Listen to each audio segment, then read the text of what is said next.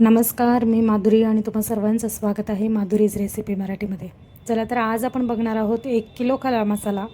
1 kilo खडा मसाला वापरल्यानंतर काळा मसाला, तुम्ही त्याला गरम मसालासुद्धा बोलू शकता, हा साधारणतः दळल्यानंतर 5 किलो इतका भरतो. एकदम परफेक्ट वजनी प्रमाण, अजिबात रेसिपी चुकणार नाही. पहिल्याच प्रयत्नात बनवत असाल तरी पण खूप सुंदर मसाला या ठिकाणी तयार होईल, ही 100% गॅरंटी. या ठिकाणी वजनी प्रमाण आणि भाजायचे कोणते कोणते मसाले भाजायचे, कशा पद्धतीने भाजायचे, हे सर्व व्हिडिओच्या शेवटपर्यंत मी सांगितलेलं आहे. त्यामुळे व्हिडिओ शेवटपर्यंत नक्की बघा. या ठिकाणी अजिबात वेळ न वाया घालवता पटकन आपण काळा मसाला कसा करायचा आहे, घरगुती गरम मसाला कसा करायचा आहे, ह्याची रेसिपी बघूया.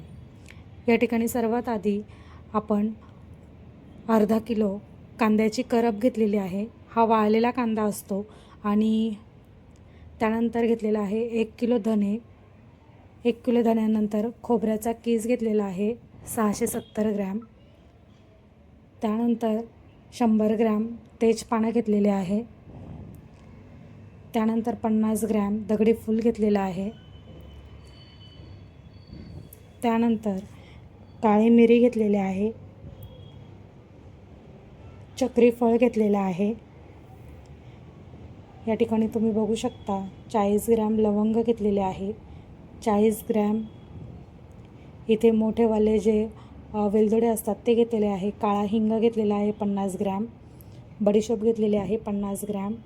या ठिकाणी बघू शकता तुम्ही त्रिफळा घेतलेली आहे 40 ग्रॅम. त्यानंतर काळी मिरी घेतलेली आहे 100 ग्रॅम. दालचिनी घेतलेली आहे 40 ग्रॅम. त्यानंतर वेलदोडे घेतलेले आहे 20 ग्रॅम. त्यानंतर सुंठ घेतलेले आहे 50 ग्रॅम. त्यानंतर शहाजिरं घेतलेलं आहे 40 ग्रॅम. त्यानंतर इथे रामपत्री घेतलेले आहे 40 ग्रॅम. त्यानंतर इथे हळद घेतलेले आहे 100 ग्रॅम. हळकुंड घेतलेले आहे. त्यानंतर 20 ग्रॅम. त्यानंतर जायफळ घेतलेले आहे 25 ग्रॅम. त्यानंतर खसखस घेतलेले आहे 100 ग्रॅम. त्यानंतर साधे मसाला जिरे घेतलेले आहे 50 ग्रॅम. या ठिकाणी मी बेडकी मिरची थोडीशी वापरलेली आहे 250 ग्रॅम. त्यानंतर चपाटा मिरची वापरलेली आहे 250 ग्रॅम.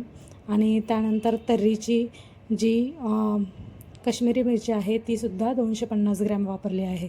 त्याने काय होतं, मसाल्याला रंग खूप छान येतो. वेगवेगळ्या प्रकारच्या 2-3 मसाल्यांना मिरच्या घेतल्या तर मसाला खूप सुंदर तयार होतो आणि टेस्ट पण खूप छान लागते. या ठिकाणी सर्वात आधी कढईमध्ये 2 ते 3 चमचे तेल, मोठे चमचे तेल टाकून घेतलेले आहे. त्यामध्ये सर्वात आधी जायफळ छान भाजून घेतलेले आहे. सर्व जे मसाले आहे पूर्ण लालसर काळा रंग येईपर्यंत, खूप जास्त काळसर नाही पण लालसर रंग येईपर्यंत तेलामध्ये भाजून घ्यायचं आहे. भाजण्याची प्रोसेस जी आहे ना सर्वांची सेमच आहे, पण आपण कोणते पदार्थ भाजतो आहे हे जास्त महत्त्वाचं आहे. त्यानंतर जायफळनंतर सुंठ भाजून घेतलेलं आहे. त्यानंतर हिंग भाजून घेतलेलं आहे. हिंग बघा तुम्ही पूर्ण व्हाईट होईपर्यंत, त्याला क्रॅक जोपर्यंत जात नाही तोपर्यंत तेलामध्ये परतून घ्यायचं आहे, भाजून घ्यायचं आहे. तेल जे आहे ना, मसाला जास्त काळा भाजतो आहे त्यामुळे तेलाचा रंग चेंज होत राहतो. या ठिकाणी तुम्ही बघू शकता पूर्ण असे क्रॅक गेलेले आहे. त्यानंतर चक्रीफळ जे आहे, चक्रीफूल ते सुद्धा छान व्यवस्थित लालसर लालबुंद असं भाजून घेतलेलं आहे. त्यानंतर जे मोठेवाले वेलदोडे असतात ते सुद्धा या ठिकाणी भाजून घेतलेले आहे. खडे मसाले जे जाडमध्ये असतात ना ते सर्व प्रकारे भाजून घ्यायचे आहे.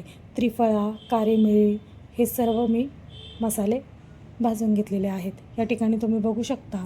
त्यानंतर मी दालचिनीसुद्धा व्यवस्थित तेलामध्ये भाजून घेते. या ठिकाणी तुम्ही बघू शकता दालचिनी पण छान भाजून घेतली.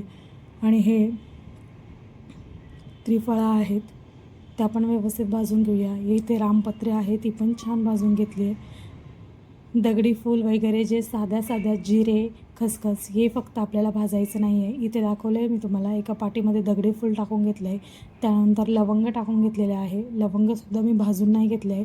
त्यानंतर इथे वेलदोडे टाकून घेतलेले आहे. मसाला जिरे टाकून घेतलेले आहे. शहाजिरे टाकून घेतलेले आहे. बडीशोप टाकून घेतलेली आहे. हे जे आहे ना न भाजता टाकलेलं साहित्य एकत्र करायचं आहे. काळी मिरी टाकून घेतलेली आहे. त्यानंतर इथे शहाजिरे जे आपण म्हणतो ते सुद्धा यामध्ये टाकून घेतलेले आहे. त्यानंतर इथे तुम्ही बघू शकता ओवा जो आहे ना तो सुद्धा टाकून घेतलेला आहे. खसखस 100 ग्रॅम घेतलेली आहे. वजनी प्रमाण मी सर्व आधी सांगितलेलं आहे त्याप्रमाणे टाकून घेतलेलं आहे. आणि त्यानंतर तेजपानसुद्धा कढईमध्ये व्यवस्थित परतवून घ्यायचं आहे. थोडासा लालसर रंग येईपर्यंत परतून घ्यायचं आणि सर्व तळलेले मसालेसुद्धा जे सुके मसाले आपण वापरले त्यावरती टाकून घ्यायचं आणि वरतून तेजपान तुम्ही बघू शकता छान भाजून घेतले आणि ते पण एका बाउलमध्ये टाकून घेतले, एका पाटीमध्ये टाकून घेतलेलं आहे. त्यानंतर धने घेतलेले आहे ते पण लालबुंद होईपर्यंत भाजून घ्यायचं आहे. आणि त्यानंतर खोबरं जे आहे ना ते आदल्या दिवशीच किसून ठेवायचं, धने निवडून ठेवायचे. काही छोट्या छोट्या गोष्टी आहे ना त्या आदल्या दिवशीच निवडून घ्यायच्या. खोबरं मी साईडला काढून ठेवलं आहे, एका भांड्यामध्ये भाजून घेतलं आहे लालबुंद तुम्ही बघू शकता. खोबरं साईडला का काढलं हे व्हिडिओच्या शेवटपर्यंत मी नक्की सांगेन. या ठिकाणी कांद्याची करप घेतलेली आहे, तीसुद्धा छान लालसर रंग येईपर्यंत भाजून घ्यायची आहे आणि त्या पाटीमध्ये टाकून घ्यायचे. पाटी बघा तुम्ही, एवढी पूर्ण पाटी छान मसाल्यांनी भरून जाते आणि 1 किलोमध्ये 5 किलो मसाला या ठिकाणी आपला गरम तयार होतो. या ठिकाणी तुम्ही बघू शकता बेडकी मिरची जी आहे ना त्याच्याने पण रंग खूप छान येतो आणि एव्हरेस्ट लाल तिखट जी मिरची आहे ना त्याच्याने पण रंग खूप सुंदर येतो. या ठिकाणी सर्व मिरच्या ह्या आदल्या दिवशी थोडंसं ऊन देऊन घेतलेलं होतं आणि या कढईमध्ये व्यवस्थित परतवून घेतलेलं आहे. तुम्ही बघू शकता हलकं परतवून घ्यायचं आणि ते परत मसाल्यांमध्ये टाकायचं. मसाला व्यवस्थित एकजीव करायचा, एकत्र करायचा, मिक्स करायचा. डब्यामध्ये भरलेला मसाला तुम्हाला मी काट्यावर पण मोजून दाखवते. या ठिकाणी तुम्ही बघू शकता 5 किलो पूर्णपणे भरलेला आहे आणि या ठिकाणी आपला मसाला जो आहे ना 1 किलो खड्या मसाल्यापासून गरम मसाला 5 किलो कसं तयार करायचं हे वजन. या ठिकाणी डब्याचं वजनसुद्धा आपण 250 ते 300 ग्रॅम धरू शकतो आणि 5 किलोला सुद्धा थोडासा वरती असा मसाला आपला तयार झालेला आहे. व्हिडिओ आवडला असेल तर लाईक करा, कमेंट करा आणि सबस्क्राईब करा. बेल आयकॉन दाबायला विसरू नका. माझ्या नवनवीन व्हिडिओचे नोटिफिकेशन तुम्हाला येत राहतील. उन्हाळी वाळवणाच्या पण भरपूर रेसिपीज यूट्यूबला अपलोड केलेल्या आहेत, तुम्ही तिथे जाऊन चेक करू शकता आणि याची संपूर्ण डिटेल माहिती ग्रॅम वजनी सर्व प्रमाण डिस्क्रिप्शनमध्ये दिलेलं आहे, तुम्ही त्या पद्धतीने घेऊ शकता.